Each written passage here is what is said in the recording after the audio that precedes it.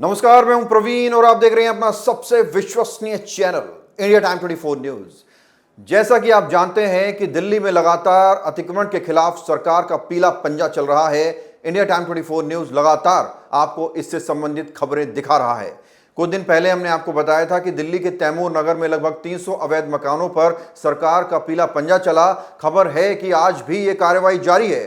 कुछ लोग सवाल ये भी करते हैं कि ये बुलडोजर एक्शन हो क्यों रहा है, किसके इशारे पर हो रहा है, कौन करवा रहा है। तो आज इंडिया टाइम 24 न्यूज आपको बताएगा कि यह एक्शन किसके आदेश पर हो रहा है। आपसे गुजारिश है कि ये पूरी खबर अंत तक जरूर देखिएगा और अगर आपको पसंद आए तो इसको आगे फॉरवर्ड भी कीजिएगा। यह एक्शन न सिर्फ सरकार कर रही है बल्कि कोर्ट के आदेश पर भी कई जगहों पर अतिक्रमण पर बुलडोजर चलाया जा रहा है। अब जैसे तैमूर नगर में इतने बड़े लेवल पर कार्रवाई हुई है, इतने बड़े लेवल पर जेसीबी चलाई गई है, ये जो एक्शन है ये दिल्ली हाईकोर्ट के आदेश पर हो रहा है।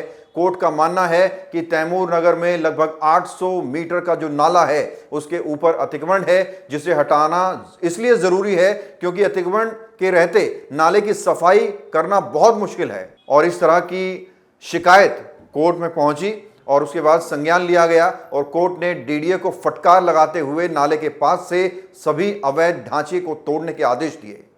कहीं कहीं बुलडोजर एक्शन एलजी के आदेश पर भी हो रहा है, जिसके तहत एमसीडी इंक्रोचमेंट हटाने का काम कर रही है। दिल्ली में अतिक्रमण हटाने की सबसे बड़ी वजह है नालों की सफाई और जाम की समस्या। दिल्ली में जनता के पैसों से बने फुटपाथ के ऊपर जबरदस्त अतिक्रमण है।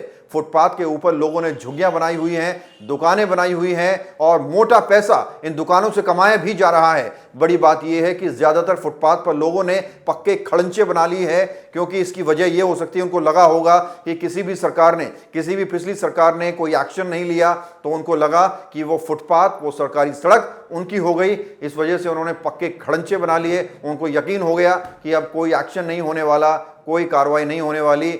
उनको इतना ज़्यादा कॉन्फिडेंस आ गया कि उन्होंने अपनी दुकानों को पक्का कर लिया और जमकर अतिक्रमण कर लिया, जिसकी वजह से नालों की अच्छे से सफाई नहीं हो पाती। इसलिए जो घरों से मलमूत्र निकलता है वो बड़ी मात्रा में नालों में इकट्ठा हो जाता है। और जब बारिश का समय आता है, और आप जानते भी हैं कि बारिश का समय आने भी वाला है, तो बरसात का पानी सड़कों पर बहता हुआ नजर आता है। आप देखते होंगे कि पालम और इसके आसपास के एरियो में सड़क के ऊपर बारिश का गंदा पानी बहता हुआ नजर आता है, क्योंकि वो सीवरेज सिस्टम पहले से ही ठप है। तो सीवरेज सिस्टम जब ठप होता है तो वो ओवरफ्लो करता है और जो बारिश का पानी है वो भी गंदा नजर आने लगता है। तो पालम में तो आप फ्लाईओवर के नीचे भी देखते होंगे कि घुटनों से ऊपर तक पानी भर जाता है। और सिर्फ पालम में ही नहीं, द्वारका, जनकपुरी, उत्तम नगर में ऐसी कई जगह हैं जहां बारिश का पानी सड़कों पर बहता हुआ नजर आता है। इसकी सबसे बड़ी वजह यही है कि जो फुटपाथ हैं, फुटपाथ के नीचे जो नाले हैं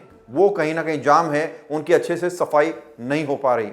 अतिक्रमण हटाने की दूसरी सबसे बड़ी वजह है जाम की समस्या। आपने देखा होगा कि मार्केट में जो दुकानें होती हैं, उन दुकानों के बाहर सड़क के ऊपर बड़ी बड़ी चबूतरियां होती हैं, चबूतरियों के ऊपर छोटी छोटी दुकानें होती हैं। आपने देखा होगा मार्केट में पटरियों पर ग्रोसरी, टिक्की, आइसक्रीम और कपड़ों की दुकानें होती हैं, जिसकी वजह से जाम लगता है और आने जाने वाले लोगों को खासी परेशानी का सामना करना पड़ता है। और बड़ी बात यह है कि अगर वहां से कोई एम्बुलेंस निकलना चाहे, कोई मरीज हो और वो एम्बुलेंस से हॉस्पिटल पहुंचना चाहे, तो बहुत ज़्यादा मुश्किल हो जाता है उसे हॉस्पिटल तक पहुंचाना।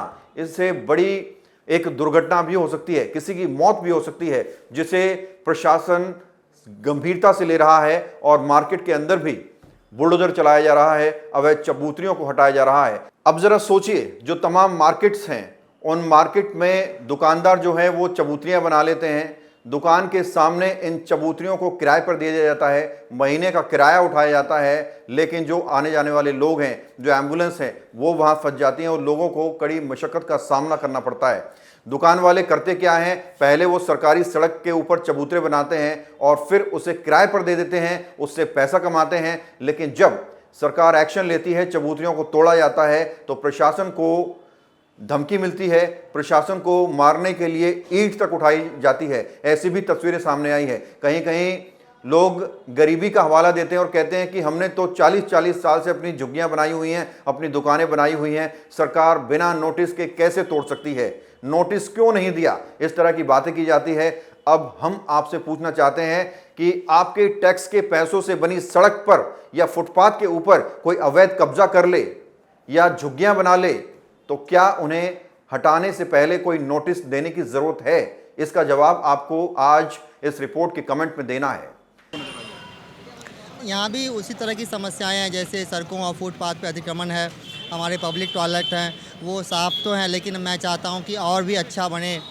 मेरा एक ये सपना है कि जो एमसीडी के जो टॉयलेट हैं वो उतने अच्छे होने चाहिए जैसे एयरपोर्ट पे टॉयलेट होते हैं, उस स्टैंडर्ड का होना चाहिए। मेरी कोशिश है, तो उसी को इम्प्रूव करने की कोशिश कर रहे हैं। और ये ऐसा वार्ड है जिसमें हमारा पार्लम रेलवे स्टेशन भी आता है, तो कई सारे एजेंसी भी है, कुछ लैंड है जो डीडीए का है, कुछ सड़कें हैं पीडब्ल्यूडी की है। तो आज हमने वो भी देखा है, तो आगे हमारी कोशिश रहेगी कि इन एजेंसियों के साथ मिलके भी हम लोग जॉइंट ड्राइव चलाएं सफाई के लिए, स्वच्छता के लिए, ताकि सड़क और फुटपाथ साफ़ सुथरा भी रहे, एंक्रोचमेंट मुक्त भी रहे। और सेंट्रल वर्ज पे जो कहीं कहीं जो जगह है हमारे लिए, वहाँ पे हम लोग प्लांटेशन का भी काम कर सकें। दिल्ली में डीडीए की लैंड पर जबरदस्त लेवल पर कब्जा हो रहा है। सरकारी जमीनों पर भू माफियाओं ने कब्जे किए हुए हैं, उन्हें फिर किराए पर देकर मोटी मोटी रकम कमाई जा रही है। एक मीडिया रिपोर्ट के मुताबिक डीडीए के एक सर्वेक्षण में पाया गया है कि हाल के सालों में यमुना के खादर क्षेत्र की 2/3 जमीन पर अतिक्रमण कर लिया गया है। दिल्ली हाईकोर्ट ने 27 मार्च को दिल्ली विकास प्राधिकरण यानी डीडीए को निर्देश दिया था कि वह जोन ओ में जमीन की वर्तमान स्थिति का पता लगाने के लिए सैटेलाइट इमेजेस और ड्रोन फोटोग्राफी जैसी नवीनतम तकनीकों का उपयोग करे। रिपोर्ट के मुताबिक यमुना के खादर क्षेत्र वाले जोन ओ की कुल 9700 हेक्टेयर जमीन में से 7362.56 हेक्टेयर पर अतिक्रमण हो गया है। तो आप सोचिए कितने बड़े लेवल पर दिल्ली में अतिक्रमण चल रहा है। 8 जुलाई को हाईकोर्ट ने डीडीए के उपाध्यक्ष को यमुना नदी के किनारे, नदी के तल और नदी में बहने वाले नालों पर सभी अतिक्रमण तथा अवैध निर्माण हटाने का निर्देश दिया था। हाईकोर्ट के आदेश के अनुसार डीडीए को खादर क्षेत्र से अतिक्रमण हटाने के लिए सभी संबंधित एजेंसियों समन्वय बनाने के लिए कहा गया। दिल्ली पुलिस अतिक्रमण विरोधी अभियान के दौरान कानून व्यवस्था बनाए रखने के लिए आवश्यक सुरक्षा कर्मी उपलब्ध करा सकती है। इस बुलडोजर एक्शन के बीच लोग एक सवाल जरूर पूछ रहे हैं। वो सवाल ये है कि चलो अच्छी बात है कि सरकार झुग्गियों को तोड़ रही है, अच्छी बात है कि सरकार फुटपाथ से अवैध दुकानों को हटा रही है, लेकिन जो बड़े बड़े कब्जे हैं, जो बड़े मगरमच्छ हैं, जो डीडीए की लैंड पर लोगों ने बिल्डिंग मटेरियल के काम खोले हुए हैं, बड़ी बड़ी सरकारी जमीनों पर कब्जा करके उन्हें किराए पर दिया हुआ है, उन पर सरकार की कार्रवाई कब होगी? तो इस तरह के सवाल भी कमेंट्स में पूछे जाते हैं। और आपको बताते चलें कि पूरी दिल्ली में अलग अलग जगहों पर बुलडोजर एक्शन हो रहा है। उसकी सबसे बड़ी वजह यही है कि नालियां साफ नहीं हो पाती। नालियां साफ ना होने की वजह से वो जाम हो जाती हैं। नाले इतने समय तक जाम रहते हैं कि वो ठोस बन जाते हैं, जिसकी वजह से जब बारिश आती है तो बारिश का पानी सड़कों पर बहता हुआ नजर आता है। यही वजह है कि पहले एमसीडी नोटिस भी देती है या पीडब्ल्यूडी जब एक्शन लेती है तो पहले नोटिस चिपकाती है कि भैया आपने जहां अतिक्रमण किया हुआ है उसके नीचे नाला है, नाले की सफाई जरूरी है, इसलिए आपको अतिक्रमण हटाना पड़ेगा। उसके बाद एक्शन लिया जाता। तो लगातार ये सवाल पूछे जाते हैं कि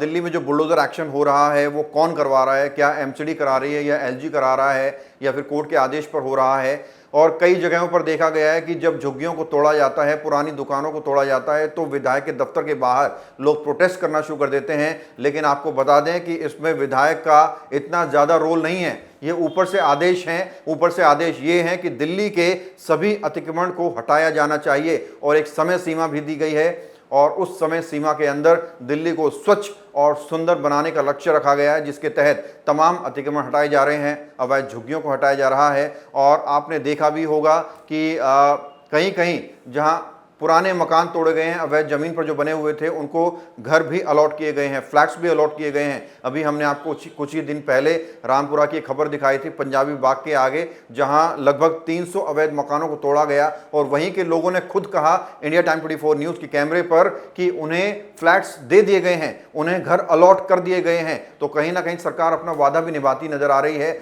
लेकिन सबसे बड़ी समस्या जाम की होती है, ट्रैफिक की होती है, क्योंकि मार्केट और इसके आसपास के एरिया में इतना ज़्यादा अतिक्रमण हो चुका है कि वहाँ से आसानी से आम जनता तो क्या, कोई एम्बुलेंस तक नहीं निकल सकती। आप सोच सकते हैं कि इतना बड़ा अतिक्रमण चल रहा है, इतने बड़े स्तर पर अतिक्रमण चल रहा है कि अगर वहाँ से कोई एम्बुलेंस निकलना चाहे तो वो निकल नहीं सकती।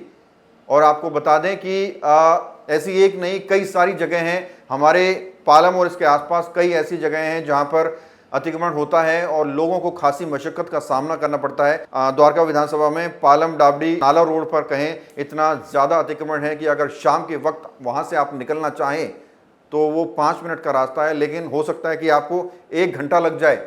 वहाँ अतिक्रमण एक नहीं है, वहाँ अतिक्रमण बहुत सारे हैं। अवैध पार्किंग वहाँ पर आपको मिलेगी, अवैध डेयरियाँ वहाँ चल रही हैं जिसकी गाय आपको सड़कों पर घूमती हुई मिलेगी, और हज़ारों की संख्या में आपको वहाँ रेहड़ी पटरी वाले मिलेंगे, ठेले वाले मिलेंगे जो अपनी जगह बना लेते हैं, अपनी रेहड़ी लगाते हैं और रेहड़ी से पहले वो 2 फीट की जगह अपने खड़े होने के लिए लगते हैं और उसके बाद फिर रेहड़ी लगाते हैं। रेहड़ी के बाहर कस्टमर खड़े होते हैं, कस्टमर अपनी बाइक स्कूटी वहाँ खड़ी करते हैं और ये दोनों तरफ से होता है और बीच में छोटी सी जगह बचती है, गाड़ी को निकलना होता है और अगर सामने से कोई ट्रक आ जाए तो वो गाड़ी और वो ट्रक फंस जाते हैं और उनके पीछे जो एक लंबा जाम नजर आता है वो कहीं ना कहीं प्रशासन को नजर नहीं आता। बहरहाल खबर में इतना ही। देश और दुनिया की बाकी खबरों के लिए आप बने रहिए हमारे साथ और देखते रहिए इंडिया टाइम 24 न्यूज। खबरों से खबरदार रहने के लिए चैनल को सब्सक्राइब करें और प्रेस करें बेल आइकन।